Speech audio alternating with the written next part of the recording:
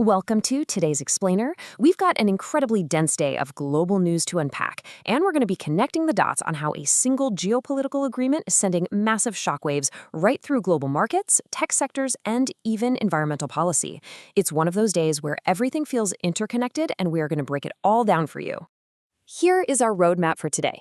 We'll start with Section 1, the Hormuz market rally. Then we'll pivot to Section 2, the AI tech crisis. After that, Section 3, global conflicts and security. And finally, we'll wrap things up with Section 4, weather, sports, and culture.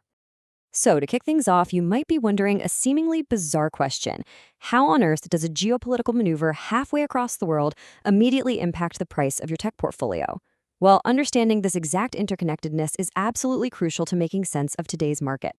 All right, let's dive into Section 1, the Hormuz market rally.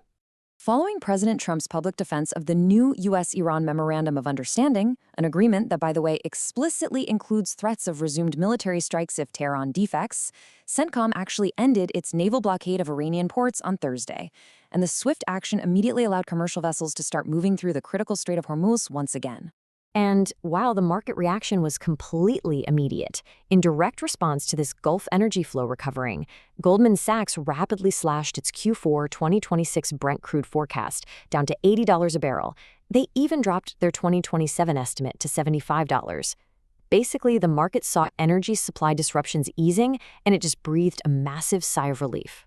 This easing of energy inflation fears triggered a huge market rebound, completely reversing Wednesday's Fed-driven sell-off. We're talking about the Russell 2000 gaining an impressive 2.12%.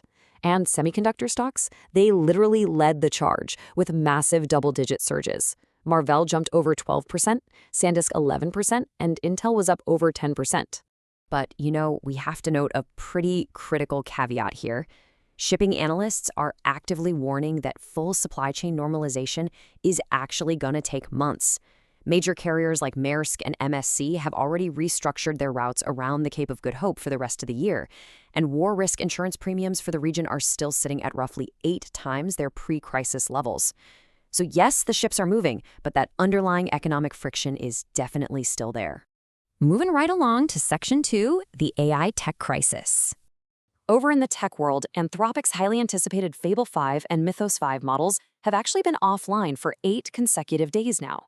It turns out this crisis traces back to a system jailbreak originating from a South Korean tech partner. To handle the fallout, Commerce Secretary Howard Lutnick is now circulating a proposed Trusted Partners framework. This was heavily discussed at the G7 summit, and it would essentially allow vetted organizations in allied countries to finally regain access to these tightly controlled American AI models. And this brilliantly illustrates the growing domestic AI conflict we're seeing right now. On one hand, you've got Elon Musk's xAI, whose Memphis Colossus facility houses 200,000 NVIDIA GPUs. That is computing power absolutely vital for Anthropic and Google deals. But on the flip side, there's an active NAACP lawsuit alleging that the facility's diesel backups and gas turbines violate Clean Air Act standards in predominantly black neighborhoods. The major twist here? The Department of Justice just officially sided with xAI. So now the federal government is pitted directly against environmental and civil rights groups. Highlighting this exact tension, a senior UN scientist issued a stark warning Thursday about the massive water, carbon, and land costs of the entire AI boom.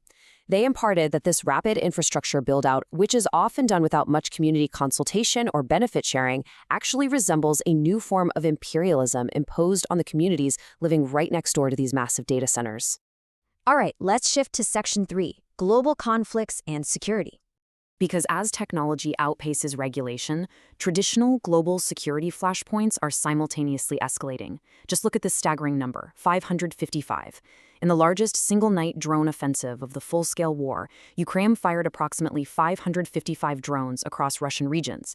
They successfully struck the Gazprom Neft Moscow oil refinery, which, to put that in perspective, supplies over a third of the Russian capital's fuel. And following the strike, President Zelensky delivered a very stark warning that Moscow will burn as long as Putin continues the war. Meanwhile, back in the U.S., domestic intelligence officials are really sounding the alarm. The FISA Section 702 surveillance authority has officially lapsed. It's completely stalled while Congress is on recess. Before this lapse, this specific intelligence collection program was responsible for more than 60% of the president's daily intelligence briefing. So we are talking about a massive blind spot right now for the United States. And the absolutely crucial point here is that this intelligence lapse isn't happening in a vacuum. It is occurring exactly as the highly sensitive 60-day US-Iran nuclear negotiation window officially opens. That leaves analysts highly concerned about our collection capabilities at a deeply vulnerable diplomatic moment. Further complicating that broader U.S.-Iran peace framework are the active, ongoing negotiations between Israel and the U.S. regarding military troop presence in southern Lebanon's buffer zones. Israel's firmly maintaining its right to act independently against Iranian-linked targets, and this dynamic is adding immense pressure, especially after President Trump's public rebuke of Prime Minister Netanyahu at the G7 press conference just a day prior. Finally, bringing it home with Section 4, Weather, Sports, and Culture. Let's zoom out to the human elements rounding out the day, from extreme weather to some truly historic sports moments.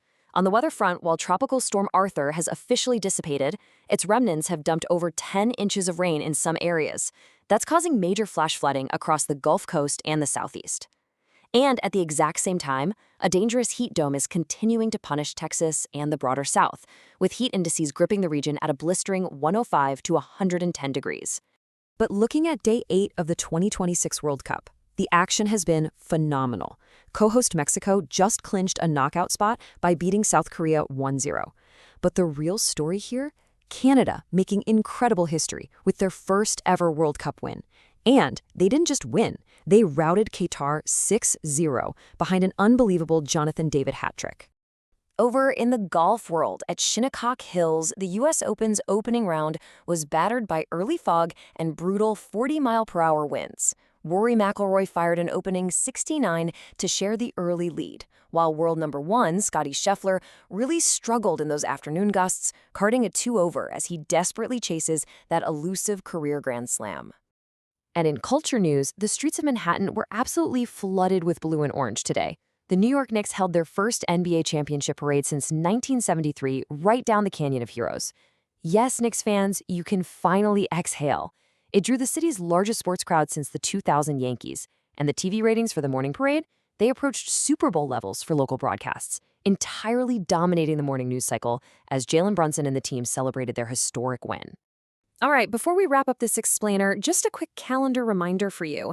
U.S. markets, banks, and post offices are closed this Friday in observance of Juneteenth, so trading is going to resume on Monday. Over the weekend, make sure you keep an eye on the start of those crucial Iran nuclear talks, round 2 of the U.S. Open, and of course, the USMNT facing off against Australia tonight in Seattle. So, as we watch global shipping lanes cautiously reopen and tech stocks soar in response, we're left to ask a really vital question. As these traditional geopolitical conflicts in the Middle East seemingly cool down, are the unseen environmental, infrastructural, and regulatory costs of the AI boom actively creating an entirely new, unavoidable global crisis right under our noses? It's a complex web, and understanding how these pieces connect is absolutely key to navigating what comes next. Thanks for joining me on this explainer, and keep your eyes on the data.